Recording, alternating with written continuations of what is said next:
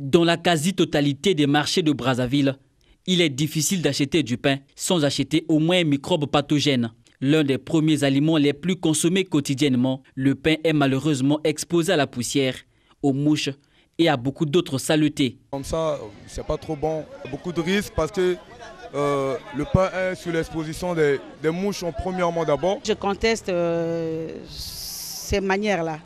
Ça provoque des maladies. La fièvre typhoïde, la diarrhée, les vomissements. Donc c'est pour ça que je demande à l'État congolais d'envoyer des agents d'hygiène, par exemple, de porter conseil aux femmes qui vendent des aliments à l'air libre, de protéger. Le matin quand nous sommes venus, il y avait même la Verda qui était là.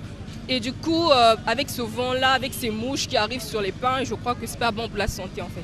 Pour la plupart des vendeurs, les pains couverts dans une nappe perdent leur éclat et n'attirent pas d'acheteurs. Mais ils ignorent certainement d'autres façons de protéger ce précieux aliment. Mettre des encadrements, des vitres, là, on met dans les vitres pour que les mouches ne tombent pas dessus. Ils doivent tenir compte des conditions de l'hygiène.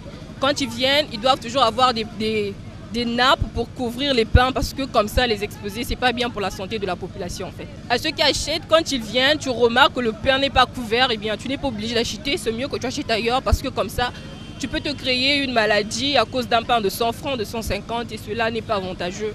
Selon cette vendeuse, la vente du pain dans des caisses vitrées n'est possible que si des places fixes leur sont attribuées. Malgré toutes ces raisons, la commercialisation du pain et des produits de la pâtisserie doit obéir aux conditions hygiéniques adéquates, selon un arrêté du ministère en charge du commerce, signé en 2019 et qui est encore en vigueur.